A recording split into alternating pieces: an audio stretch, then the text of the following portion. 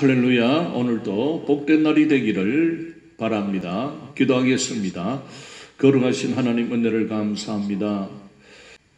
지금 우리가 살아가는 이 나라는 정치적으로 매우 혼란하며 또 권세를 가진 자들의 부정부패가 너무나 심하여 온 땅의 백성들이 원망하며 억울함을 당하고 있습니다. 하나님께서 이 나라를 주관하여 주셔서 다음에 바른 정직한 하나님을 두려워하는 그런 새로운 지도자가 이 나라를 다스릴 수 있도록 은혜 베풀어 주옵소서. 참 일확천금을 특혜를 누리며 살아가는 자가 있고 또 많은 백성들은 너무나 힘들고 살기 어려워 우리나라의 자살률이 전 세계 OECD 국가에서 가장 많이 일어난다고 합니다. 얼마나 살기가 힘들고 힘들었으면 참 젊은 사람들이 그렇게 극단적인 선택으로 나아가는 그런 지경이 되었습니다. 어쨌든 하나님, 이 나라 이 민족을 불쌍히 여겨주셔서 정말 자유 대한민국이 되게 하여 주옵소서. 감사하며 예수님 이름으로 기도드리옵나이다. 아멘.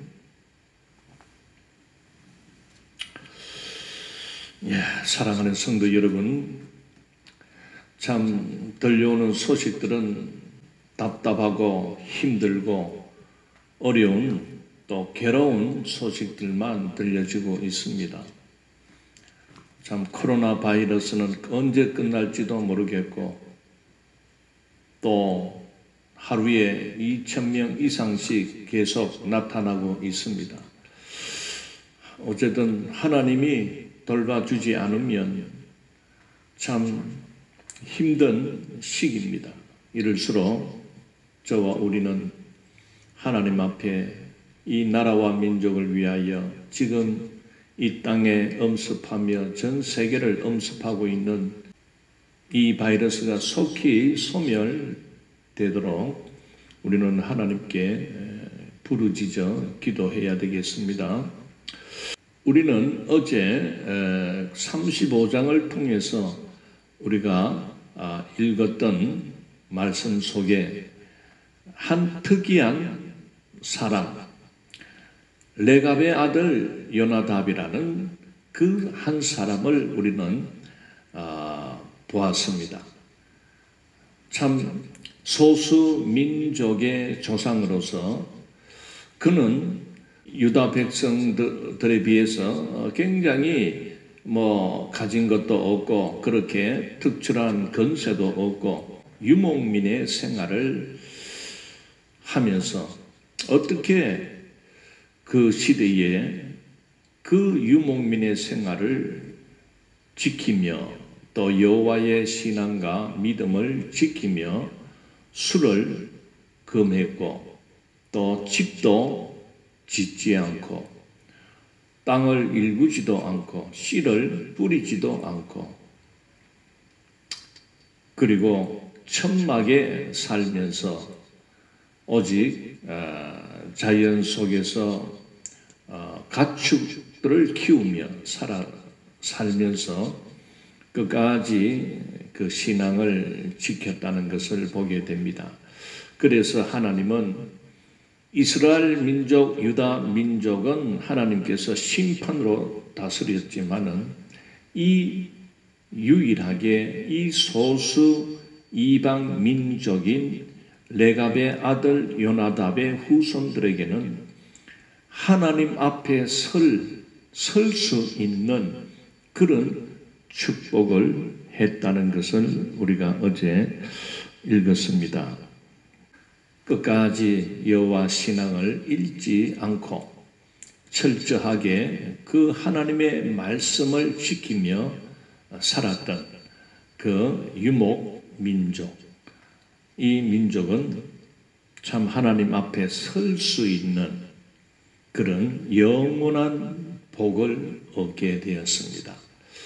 우리들도 참 이 레갑의 아들 요나답의 이 가문을 우리가 잊지 말고 오늘날 같이 이렇게 타락하고 참 법치가 무너진 건모 술수가 난무하고 썩이고 남을 헐뜯고 남을 밟아 죽이는 비방하는 이런 참 힘과 건세로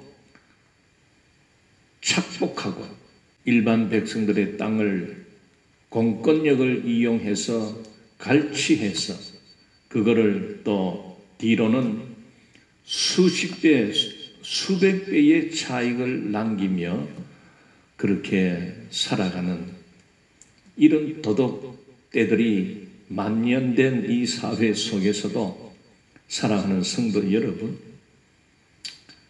우리는 늘 하나님의 말씀을 붙들고 이 레갑의 아들 요나답의 후손들처럼 그렇게 살아갑시다. 하나님은 반드시 주님이 다시 오시는 그날 끝까지 믿음 지키며 살아갔던 교회된 오늘 우리들의 명예를 회복시켜 주실 것입니다. 우리들에게 생명의 면류관을 씌워 주실 것입니다. 주의 나라, 그 주님이 다스리는 그 나라에서 왕같이 왕노릇하며 살 날이 올 것입니다. 그리 너무 오늘 현실에 너무 여러분 이 현실을 바라보며 일확천금을 누리며 살아가는 그것이 잘 사는 게 아닙니다. 그거는 망할 짓입니다. 우리는 망하는 자가 되지 말고 정말 주님의 그 면류관을 받는 그런 복된 자가 되기를 바랍니다. 자, 오늘은 36장에서 또 우리는 놀라운 한 사람을 보게 될 것입니다. 바로 그는 예레미야의 동역자인 바룩이라는 사람입니다. 자, 말씀을 읽어가면서 한번 살펴보겠습니다. 36장 1절 유다의 요시야 왕의 아들 여호야김 제4년에 여호와께로부터 예레미야에게 말씀이 임하니라 이르시되. 자, 여기서 36장에서 하나님은 유다가 망하는 그 시점에서 여호야김 제4년이라고 하면은 약 한 10여 년 전입니다. 그러니까 35장에서도 한 10여 년 전에 여호야김이 통치하던 그때를 나타내고 또 36장도 그 여호야김 제4년이라 하면은 BC 605년경입니다. 그러니까 한 10년 전후의 시점에서 하나님이 예레미야에게 임했다. 그런 말씀입니다. 2절 너는 두루마리 책을 가져다가 내가 내게 말하던 날 곧 요시야의 날부터 오늘까지 이스라엘과 유다와 모든 나라에 대하여 내가 내게 일러준 모든 말을 거기에 기록하라.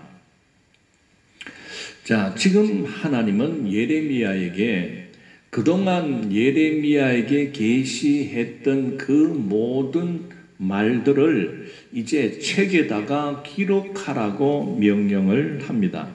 언제부터입니까? 바로 내가 내게 말하던 날, 곧 요시야의 날부터, 즉 이때가 바로 BC 627년경입니다.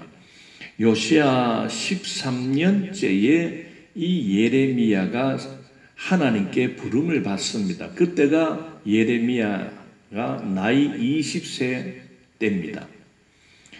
그래서 그 요시야 왕 때에 이렇게 하나님께 부름 받아서 이제 타락된 유다 민족을 향하여 하나님이 많은 말씀을 주셨지 않습니까? 예레미야 1장부터 그 34장까지 그 주셨던 말씀들을 이제는 책에다가 기록하라. 노트에 기록하라. 문서를 남겨라는 것입니다.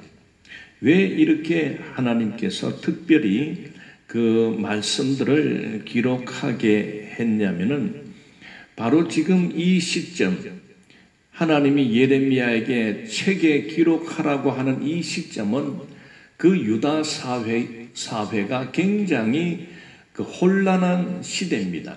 우상 숭배를 하며 타락한 그런 타락에 만연된 그런 시대였지만은 또 이게 외부적으로 어떤 국가적인 상황에서는 그동안의 이 이스라엘 유다 민족은 그 밑에 있는 애굽 나라와 하친 관계를 맺고 있었습니다. 그래서 물론 애굽의 그 지배 아래 놓여 있었습니다. 그래서 그 유다 왕은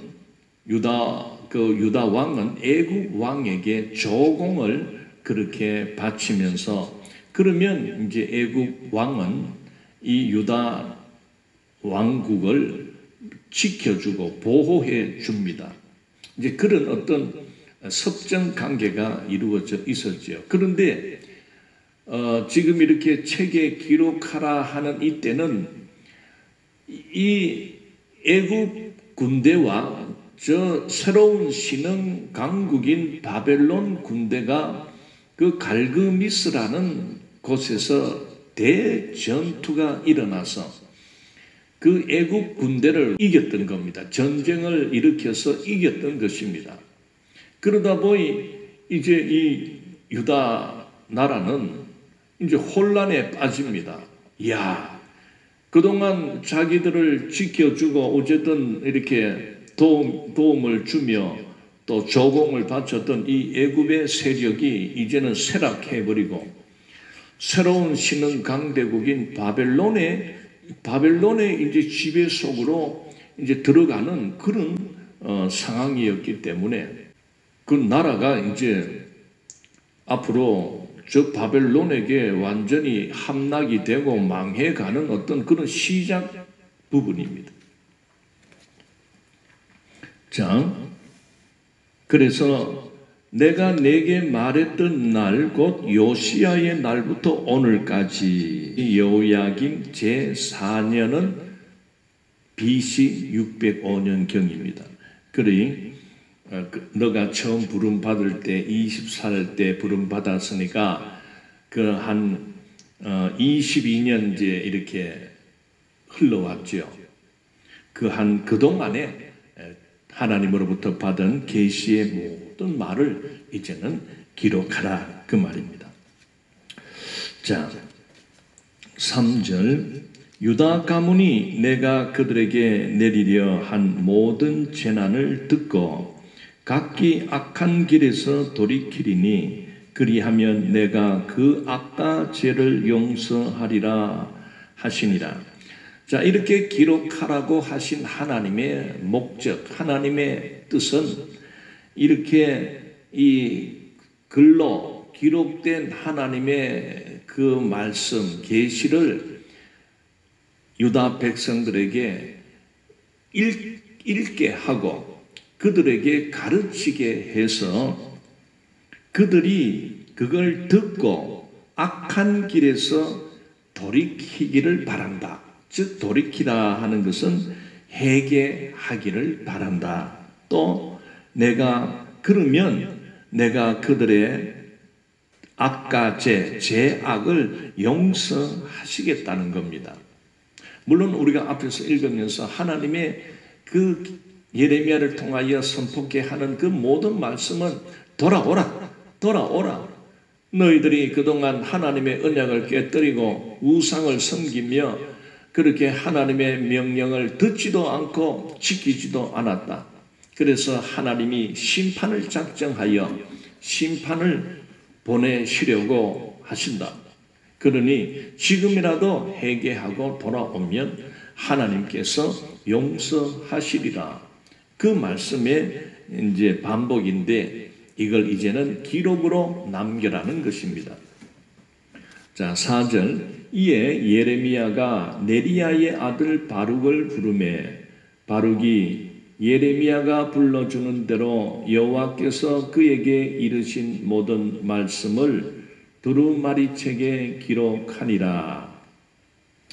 자, 4절에서 나타나는 인물은 네리야의 아들 바룩입니다. 물론 앞에서도 몇 번 나타났습니다. 이 바룩이라는 사람은 구체적으로 그의 조상이 어디서부터 시작이 되었는지 상세하게 나타나지는 않습니다. 그러나 어쨌든 이 바룩은 예레미야의 참 신실한 제자였음을 보게 됩니다. 그래서 예레미야와 함께 그 지척에서 예레미야를 돌보고 예레미야의 말을 듣고 심부름도 하고 어떻게 보면 참 예레미야를 늘 따라다녔던 그런 사람임을 보게 됩니다. 그래서 이 바룩을 불러 이제 예레미야가 말을 전합니다. 말을 할 때에 이 바룩이 그 예레미야의 말을 듣고 이렇게 기록으로 기록해 나갔던 것이지요. 두루마리 책에 기록하니라 했습니다. 이 두루마리 책은 그 시대에는 그 파피루스 또는 양피지 그 가축이나 짐승 가죽으로 된 두루마리 형식으로 된 책이다. 그렇게 여기면 되겠습니다. 자, 5절. 예레미야가 바룩에게 명령하여 이르되 나는 붙잡혔으므로 여호와의 집에 들어갈 수가 없으니. 자, 어쨌든 이 예레미야가 불러주는 그 말을 두루마리에 다 기록한 후에 이게 시간적으로 얼마가 걸렸다는 것은 구체적으로 알 수가 없습니다. 어쨌든 그 기록이 다 이제 마쳤을 때에 예레미야가 이렇게 말합니다. 나는 붙잡혔다. 붙잡혔기 때문에 여호와의 집에 들어갈 수가 없다. 즉 성전 출입이 금지되었다는 말입니다. 그래 지금 그 당시에 예레미야는 어떻게 보면은 그 왕과 또 그 고관들의 가시 같은 존재입니다.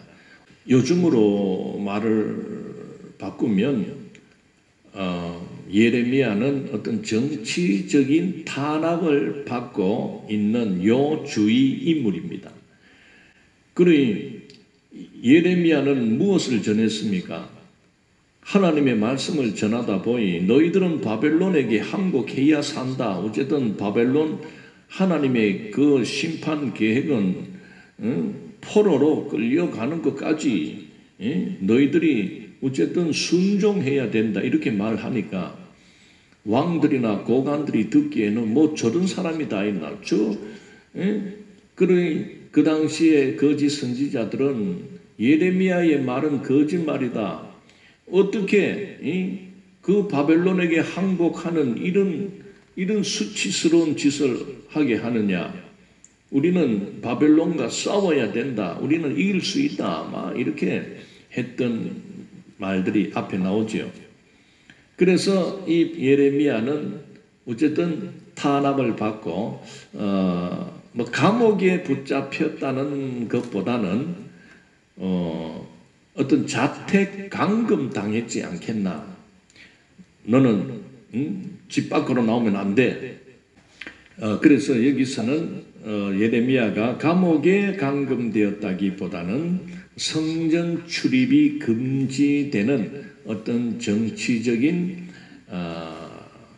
탄압에 의하여 어떤 왕래나 출입이 극도로 제한받고 있었던 상황을 보게 됩니다. 6절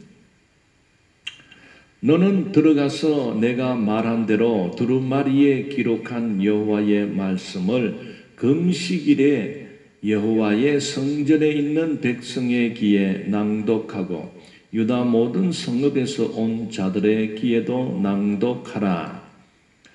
자, 그러니까 예레미야는 성전에 못 갑니다. 못 들어가도록 막았기 때문에.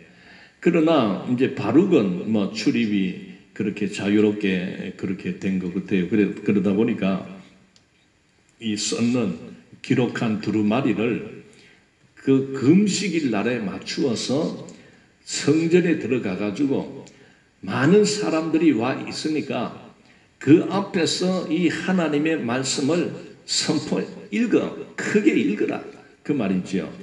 그런데 이 금식일이라는 것은 하나님께서 금식일을 정해준 공식적인 그 금식하는 날이 있습니다. 그게 대속죄일인데 그 날이 되면 이제 유다 백성들은 다 성전에 모입니다. 모여서 그 1년 동안 지었던 그런 죄를 회개하고 이제 하나님으로부터 그 사유함을 입는 그런 금식하며 기도하는 날입니다. 죄를 회개하는 날입니다. 그런데 여기에서 금식일은 나라의 왕들이 어떤 그 국가적인 위기가 닥쳤을 때에 금식일을 선포해서 성전에 모여 그렇게 기도했던 하나님의 도움을 구했던 그런 금식일들이 이렇게 이거는 고정된 날이 아니고 어쨌든 필요할 때 이 금식일을 선포했던 것을 보게 됩니다.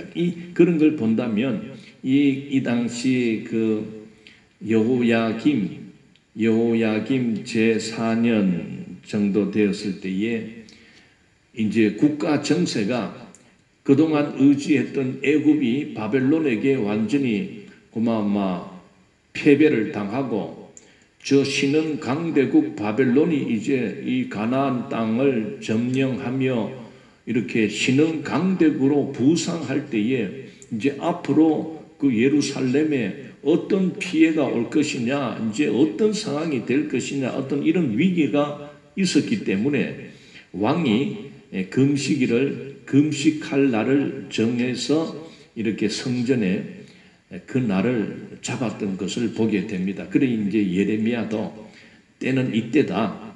사람들이 많이 모이는 때가 이때니까 바룩에게 그 날에 네가 들어가서 여호와의 집에 들어가 그 금식일에 백성들의 귀에 낭독하고 모든 성읍에서 온 자들의 귀에도 낭독해라. 7절 그들이 여호와 앞에 기도를 드리며 각기 악한 길을 떠나리라. 여호와께서 이 백성에 대하여 선포하신 노여움과 분이 크니라. 자, 이 7절에서는 바로 예레미야가 바룩에게 너가 금식일에 가서 그 백성들 앞에서 하나님의 계시된 말씀을 이 글을 너가 읽어라. 그러면 정말 그들이 하나님 앞에서 자기의 죄를 회개하고 그 악한 길에서 돌이키며 회개하며 돌아오지 않겠나? 또 그동안에 하나님이 선포한 노염과 분이 컸는데 하나님께서 바룩이 너가 크게 읽어줄 때 그 소리를 듣고 이제 하나님께서도 그 심판의 노여움과 분을 이제 거두시지 않겠느냐 그런 말입니다. 그러니 하나님께서 간절히 바라는 그 하나님의 소망, 하나님의 그 마음의 그 본질을 이렇게 지금이라도 이 백성들이 깨우쳐 하나님께로 돌아와 회개의 삶을 산다면 지금이라도 하나님은 얼마든지 용서하실 것이다. 그런 말씀을 주고 있습니다. 참 여기 보면 노여움과 분이 크다 했는데, 이거는 바로 노여움이라는 것은 이 히브리 말로 아프라는 말이고, 분이라는 것은 헤마라는 그 발음을 하는데, 뜻이 이 아프는 이 코를 나타냅니다. 그 다음에 헤마는 뜨거움을 나타냅니다. 그러니 번역은 이제 코라고 번역을 하지 않고 노여움과, 즉 그러니까 하가 날 때에 그 짐승들 그 항소가 막 성질 나면은요, 코에서 이 콧김이 씩씩거리고 푹푹 나옵니다. 그리 그만큼 하가 났다, 그런 뜻이지요. 그래서 우리 한글 번역에서는 이렇게 노여움이라고 했는데, 원래 원문에는 코라고 되어 있습니다. 코. 그리 분이 났다, 분이 크다라고 할 때 이 분은 그 원문의 뜻은 뜨거웠다, 뜨거움을 나타냅니다. 그리 하가 나고 성질 나면은 열이 받쳐가지고 막 머리에서 막 이렇게 김이 일어난다. 그만큼 하나님께서 이 백성을 향하여 하가 단단히 나셨는데, 그래도 지금이라도 이 선포되는 바룩의 입을 통하여 선포되는 그 말씀을 그들이 듣고 만약에 회개하고 돌아온다면 하나님께서 씩씩거리던 이 노여움과 분을 풀 것이다. 그런 뜻입니다. 자, 8절. 네리야의 아들 바룩이 선지자 예레미야가 자기에게 명령한 대로 하여 여호와의 성전에서 책에 있는 여호와의 모든 말씀을 낭독하니라. 자, 지금 8절에서 보면 네리야의 아들 바룩은 선지자 예레미야의 그 명령한 대로 그 성전에 가서 그 기록한 말씀을 선포를 해야 되는데, 사실 그게 잘못 들어갔다가 잘못하다가는 이 붙들려 가지고 감옥에도 갈 수 있고, 또 어떤 수모를 당할 수 있는, 어떻게 보면 막 생명 내놓고 지금 이렇게 했다는 것입니다. 그래서 참 이 바룩이라는 사람이 참 선지자 예레미야의 어떤 참 제자이면서 그 예레미야의 계시된 말씀을 이렇게 기록하는 어떤 기록자로 그렇게 쓰임 받으면서, 또 많은 자들 앞에 그 하나님의 계시의 말씀을 생명 걸고 선포하는 그런 자임을 볼 때에 이 바룩의 여호와 신앙은 정말 생명을 내놓고 그 당시 불의함과 불법과 싸웠던 그런 자임을 보게 됩니다. 오늘 이 시대에 참 이 바룩 같은 자가 얼마나 있을까라고 생각할 때 참 찾아보기가 힘이 듭니다. 목사님의 사명들은 하나님의 말씀을 있는 그대로 선포하는 그런 그 말씀을 선포 대언하는 사명이 있습니다. 그런데 참 안타까운 것은 하나님의 그 심판의 말씀을 있는 그대로 전하는 분도 있지만은, 또 많은 그 설교자들은 교인들이나 이 성도들의 눈치를 봅니다. 그래서 죄에 대하여, 심판에 대하여, 지옥에 대한 말씀을 하지 않습니다. 오늘 지금 우리가 살아가는 이 시대는 정말 하나님의 심판의 날이 정말 다가왔고 주님 다시 오시는 그 날이 바로 지척에 와 있다는 것을 우리는 이 코로나 팬데믹을 통하여 정말 환난의 징조들이 이제는 세계 전역에서 일어나고 있다는 것을 볼 때에 정말 이 시대에 필요한 말씀은 심판에 대한 말씀을 끊임없이 증거해야 될 때라고 저는 여깁니다. 그런데 이러한 위기 앞에서 우리가 참 믿는 자로서 어떻게 살아야 할 것인가? 여기에 대한 말씀보다는 그저 기복에 대한 말씀, 그저 복받고 그저 도덕적으로 윤리적으로 우리가 참 선하게 살고 그렇게 그 도덕 윤리적인 설교가 많이 있습니다. 물론 이것이 필요 없다는 말은 아니지만은 기본적으로 예수 믿고 살아가는 자는 도덕과 윤리는 기본 아닙니까?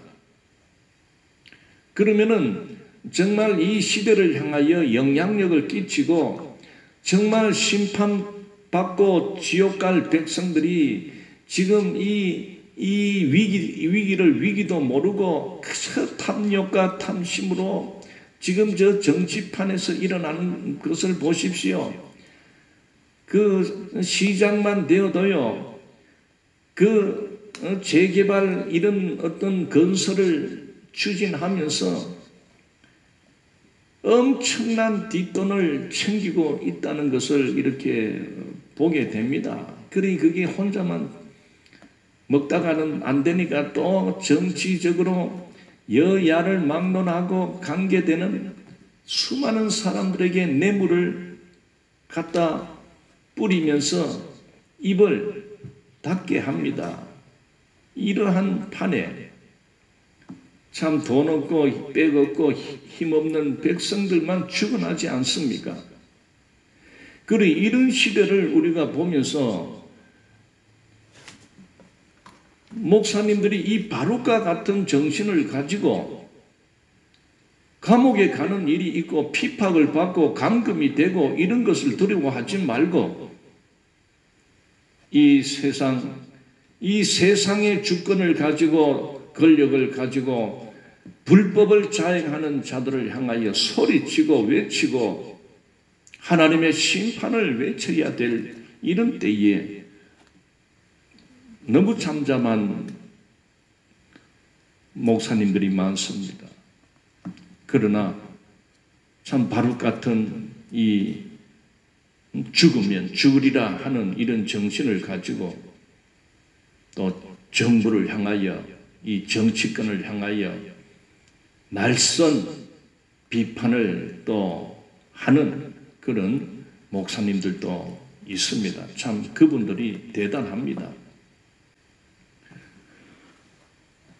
여러분, 오늘은 이 바룩이라는 이 예레미야의 제자인 이 사람은 그 위태롭고 정치적으로 어떻게 핍박받고 있는 그런 와중에서도 하나님의 말씀, 계시의 말씀을 그것도 성전에 들어가서 많은 자들이 있는 그 자리에서 대언하고 있습니다. 신약 성경에 보면은 예수님은 그 성전에 들어가서 어떤 일까지 하셨냐면은 부패되고 그 성전을 장사마당으로 그 시장으로 만들어버린 그런 장사치들을 그 상들을 다 엎어버리고 채찍을 들고 그들을 성전에서 쫓아내었다고 합니다. 복음서에 나타나고 있습니다. 성전 정화 작업을 하셨던 것입니다. 그러니 세상의 불의와 불법 그것을 타협하고 거기에 이렇게 맞추어 빌붙여 살아가는 그런 모습이 아니었습니다. 예수님은 그 당시 종교 지도자인 바리새인들이나 서기관들이나 사두개인들, 이런 종교를 정치적으로 이용해 먹는 이런 자들을 향하여 독사의 자식들아, 해칠한 무덤 같은 자식들아 하면서 그들을 향하여 어떻게 보면 정치적인 발언입니다.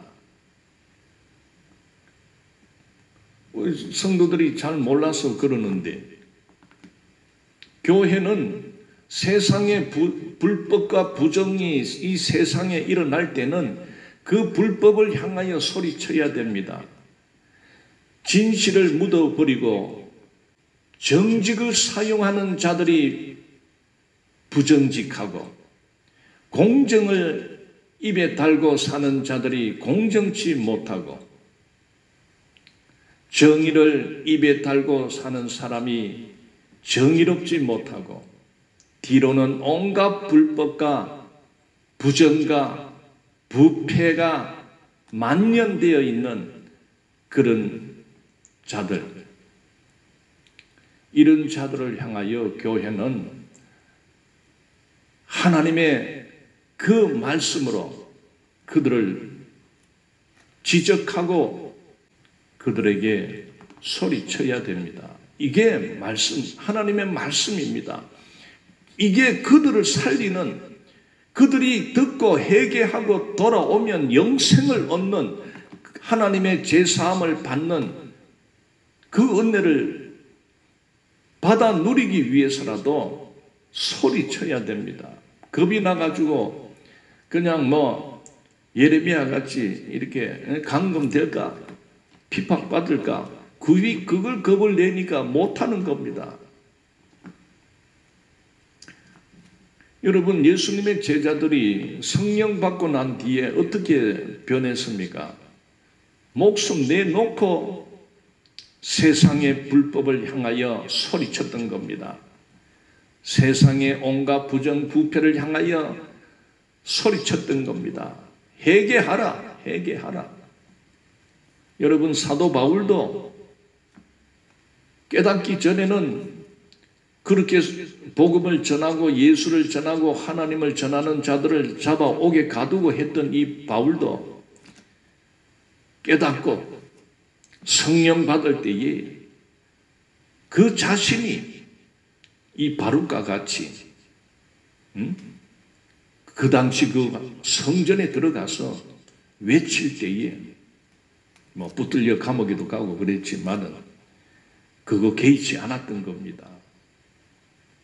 오늘 정말 이 바룩 같은 이런 자들이 필요할 때입니다. 여러분, 중세시대 때 로마 가톨릭이 큰 일을 하나 했습니다. 그 베드로 성당, 대성당을 짓는다 하면서 이 자금이 부족하니까 어떤 명목으로 백성들에게 자금을 갈취를 했냐면은 면죄부라는 이 참 해괴한 이런 명칭을 붙여서 너희들이 하나님 앞에 헌금을 하면 너희들의 앞서 죽었던 너희들의 부모, 너희들의 형제들이 연옥에 있는데 지금 땅에 살아가는 후손인 너희들이 이렇게 참 헌금을 잘하면 그 연옥에 있는 너희들의 부모들이 천당으로, 천국으로 들어갈 것이다. 그래 그 당시에 이 나팔수 노릇하는 많은 자들은요, 설교를 할 때 어떻게 했냐면은 헌금함에 여러분의 금화가 들어갈 때 땡가랑하고 소리가 나면 그 즉시 여러분의 부모의 영혼은 천국에 입성할 것입니다. 이렇게 이제 막 떠들어대니까 일반 백성들, 일반 사람들이 압니까? 아이고야, 저렇게 하는 게 구원받고 천국 가는 길이구나. 우리 아버지가 천국 들어가는 길이구나. 그래 알고 돈을 끌고 모은 겁니다. 그래가지고 성당 지고 그것도 착복해서 땅 사고 그래 했던 겁니다. 그럴 때에 목숨을 건 자들이 있었습니다. 그게 바로 종교 개혁자들입니다. 그러니까 지금부터 한 500년 전의 일입니다. 500년 전에. 그래서 그 루터라는 그 신부가 이래서는 안 된다. 교회가 이렇게 타락하고 물질 만능으로 이렇게 나아가서는 안 된다. 어떤 행위로 구원받는 것이 아니다. 믿음으로 구원을 받는다. 이제 이렇게 소리치면서 그 성당 문에다가 면죄부가 잘못되었다 하는 그 반박문을 95개 조항을 만들어서 대자보를 붙여버린 겁니다. 그래 이제 난리가 났죠. 어쨌든 뭔가 이 부패되고 부정이 만연한 것을 이걸 변화시켜 내기 위해서는 어떤 그 앞선자, 이 복음의 앞선자들이 하나님의 말씀을 받아 부름받고 살아가는 그 교회 지도자들이 생명 걸고 그렇게 일어나면 뭔가 일어납니다. 지금 우리 사회가 돌아가는 걸 볼 때 뭔가 지금 이 사회를 변화시키고 이 망해져 가고 기울어져 가는 이 나라의 이 국가의 위기, 국가의 운명을 되돌리고 회복시키고 뭔가 발전과 소망이 있는 이런 새로운 나라를 만들어 가기 위해서라도 정말 교회에서 이 교회들이 정신을 차리고 바르게 그 모습, 앞서간 그 루터의 그 모습, 그리고 예수님과 그 예수님의 제자들 사도 바울의 그 강인한 죽음을 두려워하지 않는 그러한 자들이 일어날 때입니다.